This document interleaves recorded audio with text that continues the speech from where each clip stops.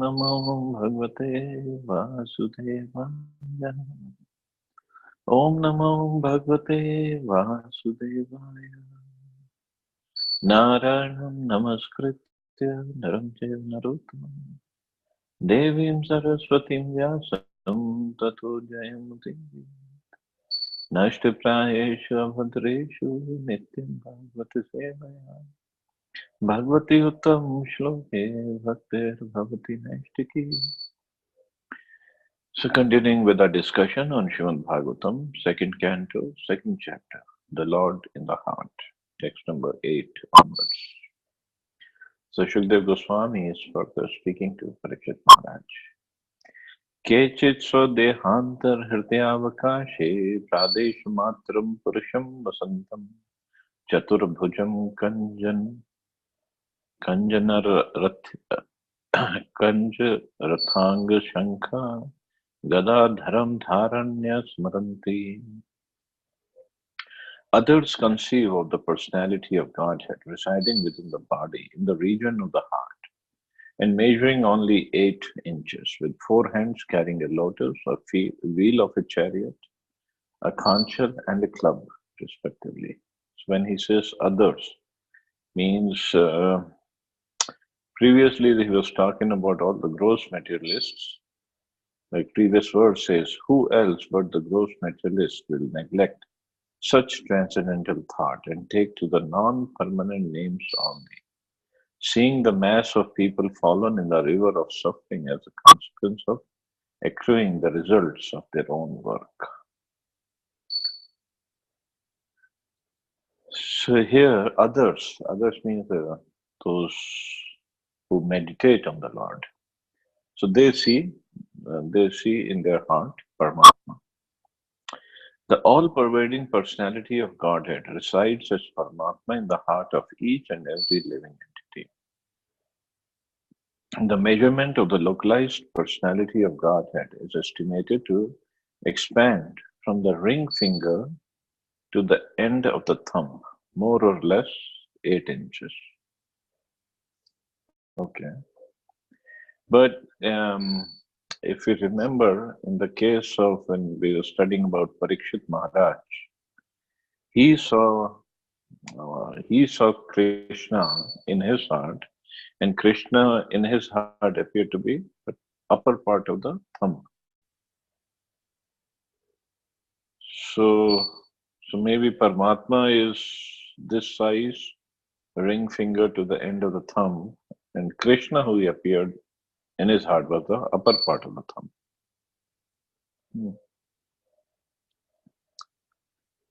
So here it says 8 inches, but actually in the words it says Pradesh Matram. So proper translated as Pradesh Matram is 8 inches, but that is for human beings. Obviously for mosquitoes it will be his ring finger to his thumb. The form of the Lord described in this verse, the distribution of different symbols beginning from the lower right hand up and down to the lower left hand, with lotus, wheel of a chariot, conch shell, and club respectively, is called Janardhan, or the plenary portion of the Lord who controls the general mass. There are many other forms of the Lord with varied situations of the symbols of lotus, conch shell, etc. So these, there are 24 forms of the Lord. If you do permutation combinations of all these 4 items the Lord carries. So Janardhan is right hand, lower right hand. Right hand down is lotus. Then right hand up is wheel. Then left hand up, conch shell, left hand down is club. That is Janardhan. So then Prabhupada is explaining there are many other forms of the Lord with varied situations of the symbols of lotus, conch shell, etc. And they're differently known as Purushottam, Achyut, Narsimha, Trivikram, Rishikesh, Keshav, Madhav, Aniruddh, Pradyumna, Sankarshan, Sridhar, Vasudev, Damodar, Janardhan, Narayan, Hari, Padmanabh, Vaman, Madhusudan, Govinda, Krishna, Vishnumurti, Adhokshaja, and Upendra. These 24 forms of the localized personality of Godhead are worshipped in different forms, different parts of the planetary system. And in each system, there is an incarnation of the Lord having a different Vaikuntha planet in the spiritual sky, which is called the Paravyoma. There are many other hundreds and scores of different forms of the Lord. And in each and every of them, every one of them has a particular planet in the spiritual sky, of which this material sky is only a fragmental offshoot. So Prabhupada is explaining about different permutation of these four items in different hands. So then the different names are given for the different person, and each of them has a Vaikuntha planet in spiritual sky. So these are only 24. But then again, there are other differences, and that's why Prabhupada is saying there are many other hundreds and scores of different forms of the Lord. And each and every one of them has a particular planet in the spiritual sky. It's amazing how big the spiritual sky must be. And of which this material sky is only a fragmental offshoot where we are. Not only where we are, in the material sky, again, there are millions and millions of planets, millions and millions of universes, and out of which we are in one universe. The Lord exists as Purusha, or the male enjoyer, although there is no comparing him to any male form in the material world. But all such forms are Advaita, non-different from one another, and each of them is eternally young. The young Lord with 4 hands is nicely decorated as described below. So, but all such forms are Advaita. Advaita doesn't mean they all are one form. They all are different forms, but they all are Vishnu Tattva forms. In that way, they all are Advaita, means they all have same potency. But still, there is so much of variety in the spiritual world. It's not that the God, if you ask, say, Christians, how does a God look like? Oh, he looks like a very old man with a long white beard, and he wears white robes, and that's it. They don't know any details. And proposing each of them is eternally young. God is the oldest person, but he doesn't have to look old. Why he has to look old? Why he has to get old?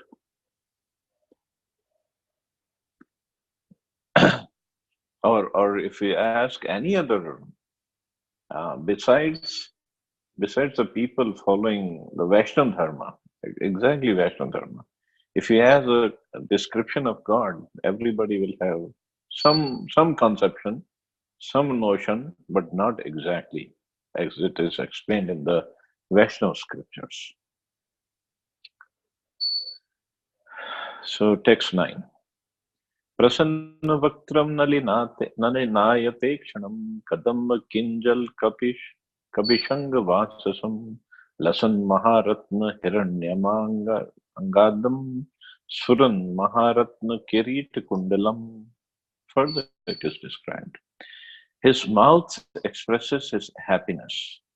His eyes spread like the petals of a lotus, and his garments yellowish like the saffron of a kadamba flower, are bedecked with valuable jewels. His ornaments are all made of gold, set with jewels, and he wears a glowing headdress and earrings. So headdress means the kirit. Kirit means a helmet or crown, we can say. He wears a crown. So some description is given here. What is God? Or even this is description of Paramatma or Vishnu form. That is how it described. Unidra-hrit pankaj karni kalayam kale Yogeshwara sthapit pad pallavam Shri Lakshanam Kaustubh Ratna Kandharam Amalan Lakshmiyavan Malya Chitam. His lotus feet are placed over the whorls of the lotus-like hearts of great mystics. On his chest is the Kaustubha jewel engraved with a beautiful calf, and there are other jewels on his shoulders.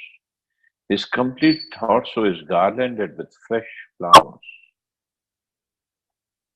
The ornaments, flowers, clothing, and all of the decorations on the transcendental body of the personality of God are identical with the body of the Lord. Means they're all spiritual items.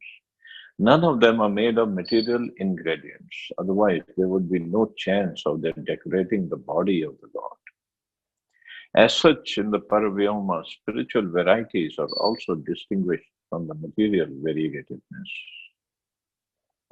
So none of them are made of material ingredients. So even the flowers or the jewels or anything that the Lord wears, all spiritual. And so spiritual means always fresh and full of consciousness, full of bliss. Even all the elements, all the items are the same quality. And they all are serving the Lord in the mood of Shantras. But this is the mood. So as such in the Paravyoma, spiritual varieties are also distinguished from material varieties.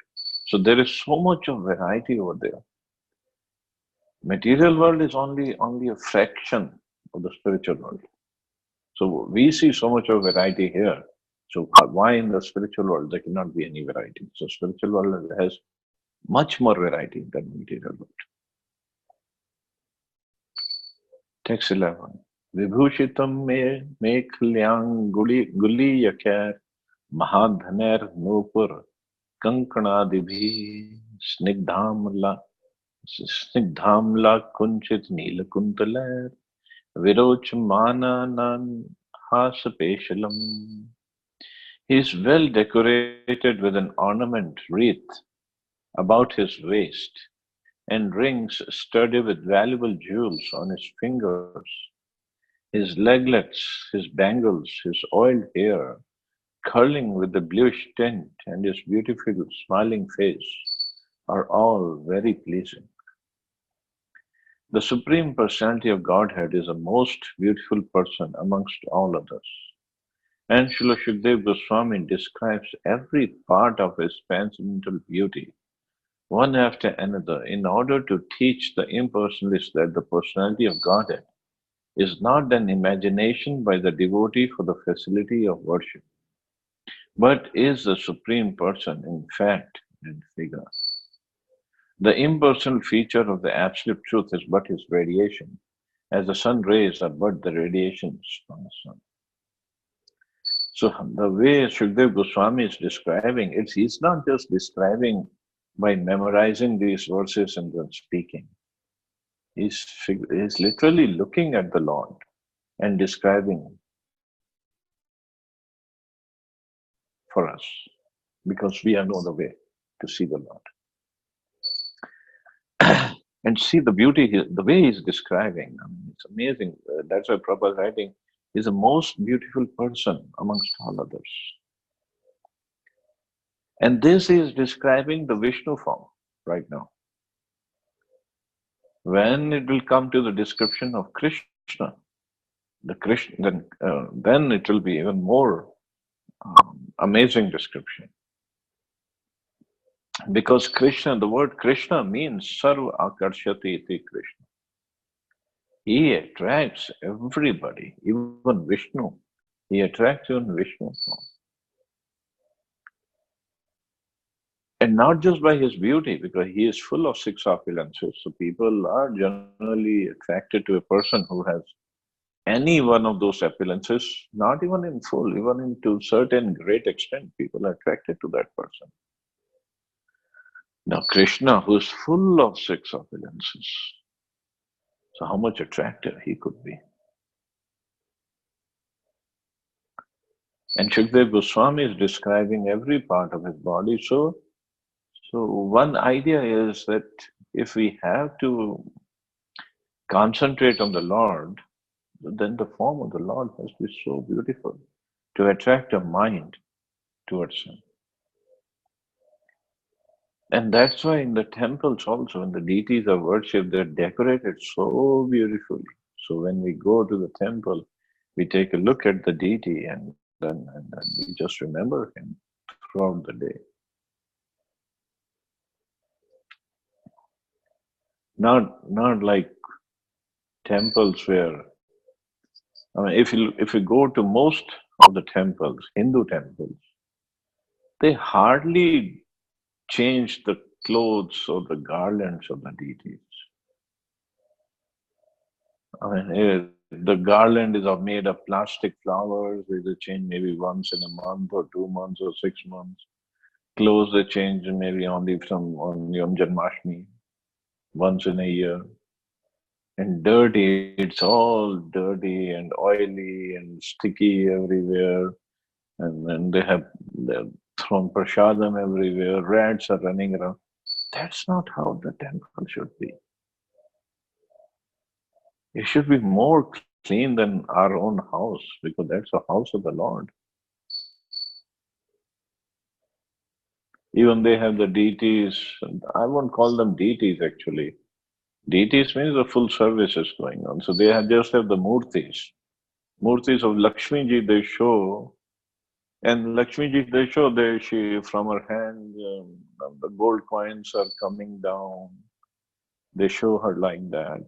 But look at the sari of Lakshmi ji. Look at the garlands or whatever makeup they put on Lakshmi. It's all nonsense. From her, we want all the gold coins and all the money, all the opulence, all the fortune. But we don't have money to worship Lakshmi ji properly. So why would she give us any money or any fortune?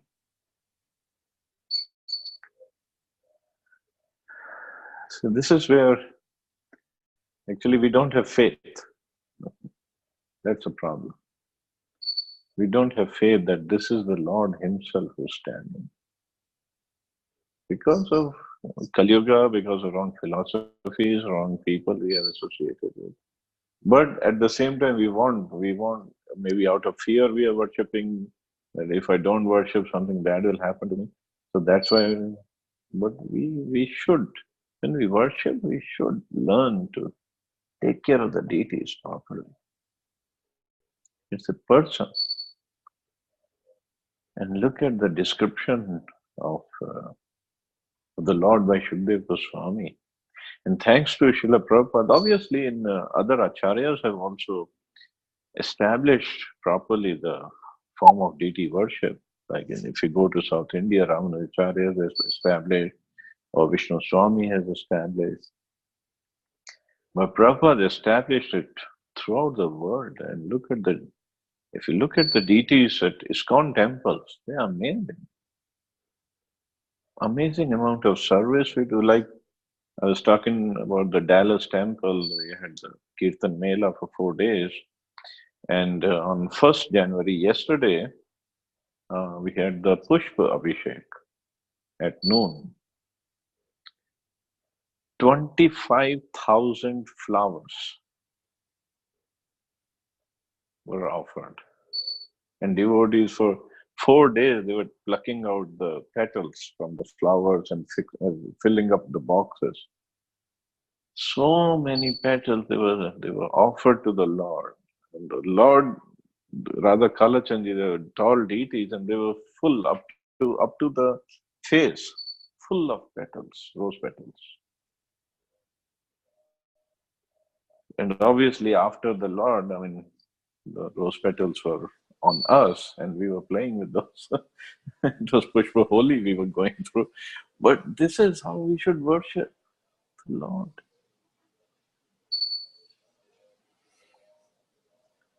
And then the Lord will also reciprocate. Krishna says, Ye yathamam prapadyante tastatva bhajamyaham.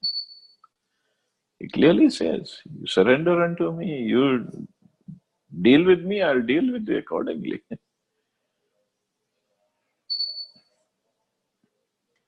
But if we just have the deity, the murti is there, and the pujari has more jewelry on him than the deity does, then what's the point? That's not the way it should be. So anyway, text 12. Adina Leela hasite kshanol sad bhrubhanga sansuchit bhurya anugriham ikshe chinta mayam anema ishwaram yavan mano dharana yavatishtate. The Lord's magnanimous pastimes and the glowing glancing of his smiling face are all indications of his extensive benedictions. One must therefore concentrate on this transcendental form of the Lord as long as the mind can be fixed on him by meditation. In Bhagavad Gita 12.5, it is said that the impersonalist undergoes a series of different difficult programs on account of his impersonal meditation. But the devotee, due to the Lord's personal service, progresses very easily. Impersonal meditation is therefore a source of suffering for the impersonalist. Here, the devotee has an advantage over the impersonalist philosopher. The impersonalist is doubtful about the personal feature of the Lord, and therefore he always tries to meditate upon something which is not objective. So, impersonalists, those who don't believe in the personal form of the Lord, so they try to meditate on maybe light or void or flame of the candle or something. But it's very difficult because our mind, because we have the form, we have a body, so we need some body, some person to meditate upon. For this reason, there is an authentic statement in the Bhagavatam regarding the positive concentration of the mind on the factual form of the Lord. The process of meditation recommended here is Bhakti Yoga, or the process of devotional service, after one is liberated from the material conditions. Jnana Yoga is the process of liberation from the material conditions. After one is liberated from the conditions of material existence, that is, when one is nivritta, or previously stated herein, or when one is freed from all material necessities, one becomes qualified to discharge the process of Bhakti Yoga. Therefore, Bhakti Yoga includes Jnana Yoga, or in other words, the process of pure devotional service simultaneously serves the purpose of Jnana Yoga. Well, but Prabhupada is trying to say is the verse of Bhagavad Gita, Bahunam Janmana Mante Jnanvan Mam Prapadyate. It's after many, many births, one who has the knowledge, he surrenders unto me. And surrender means Bhakti Yoga.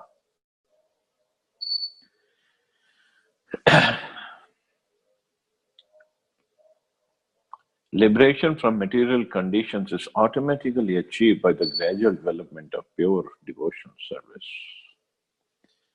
Again, long purport Prabhupada has written.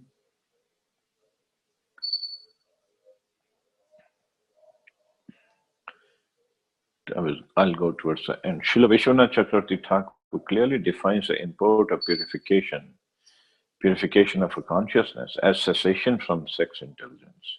He says, Yatha yatha dhischa sudhyanti vishay lampatyam tyajati tatha tatha dharyat iti chitta shuddhi tartamene dhyan taratamyam uktam. And as one gets free from the intoxication of sex indulgence, by purification of intelligence, one should step forward for the next meditation, or in other words, the progress of meditation on the different limbs of the transcendental body of the Lord should be enhanced in proportion to the purification of the progress of the purification of the heart. Conclusion is that those who are still entrapped by sex indulgence should never progress to meditation above the feet of the Lord. Therefore, recital of Srimad Bhagavatam by them should be restricted to the first and second cantos of the great literature. Why first and second cantos? It is also mentioned that if we say that Srimad Bhagavatam is non-different from Krishna. So first two cantos actually represent the lotus feet of Krishna. And slowly when you go above, like I think the calves are the third and fourth cantos, then the thighs, then the waist, then the chest and the arms, and it's called the 10th canto is the lotus face of the Lord. It represents the lotus face. And of this 10th canto, the five chapters where Ras Leela and Krishna's dealing with the gopis is mentioned, five middle chapters, that represents the beautiful smile of the lotus face of the Lord. So, um, so slowly we go up, like it is mentioned how we take the darshan, we start from the lotus feet of the Lord. So reading of Srimad Bhagavatam, although it is sweet everywhere, but we should start from the lotus feet. So that's a proper. One must complete the purificatory process by assimilating the contents of the first 9 cantos. Then one should be admitted into the realm of the 10th canto of Srimad Bhagavatam. So we'll stop here. See anybody has any questions or comments?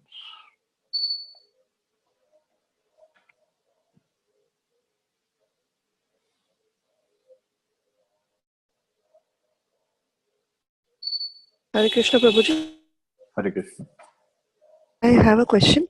Can you hear me, Prabhuji? Yes. Can you hear me? Yes, Mata. Prabhuji, I was wanting to know, like you said that in some temples the deities are not taken care properly. So, I mean, just a curiosity. So, as a, devotee, can we do something? I mean, I really don't know, but there are certain temples where I have been, and there the conditions are not really well, and probably that's the reason I don't want to go there any more time. But what should we do if we see something like this? Good question. I mean, if they allow, you can go and clean up the temple and maybe change the dress if the pujaris or the trustees of the temple allow you. Because if you just give money, they might use it in different way. But Yep. if you physically do service, then they won't mind.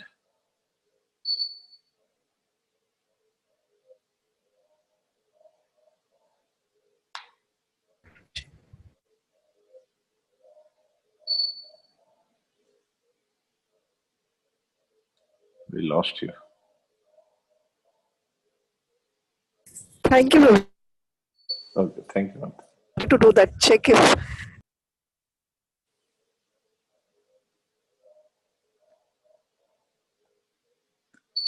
Any other question? In this regard, actually, we should learn from gurdwaras. We'll never ever find any gurdwara which is dirty. All the congregation, all the followers, they regularly go and clean up, do their physical service over there regularly. All the gurdwaras are kept very nicely, very nice, clean. Everywhere, cleanliness is everywhere. But somehow in Hindu temples, we don't find that. And Prabhuji, their faith and their Shraddha is very, very much higher than us, I would say. Yeah, yeah.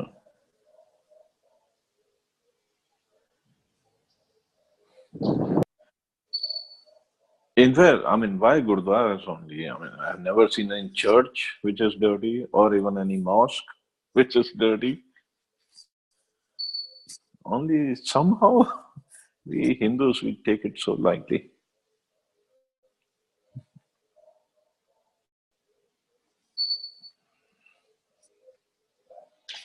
would this be the reason why? There are so many temples. That is why, or what is it like? Because you see temple at every corner of the road. So as to Yeah, say. but somebody is going to those temples.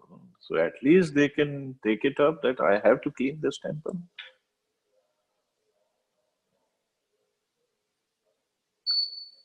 I mean, this if I go to 5 different temples, at least I can clean up one temple.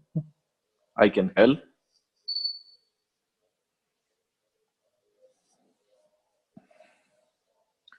But I don't know. We try to be more secular. Secular doesn't mean no religion. Secular means you follow your religion properly and don't bother others.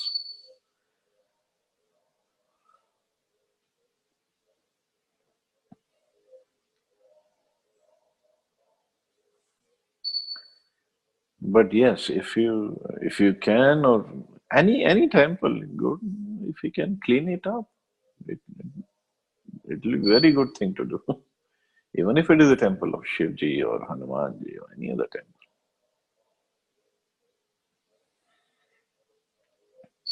Our mood should be of service.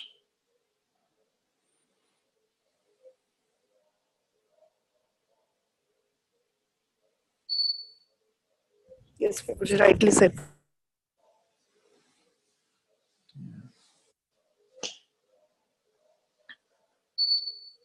Chalo, I guess we should stop here. You all have a wonderful day and have a very wonderful, blessed New Year. Hare Krishna. Jai Shri Prabhupada. Hare Krishna Prabhuji.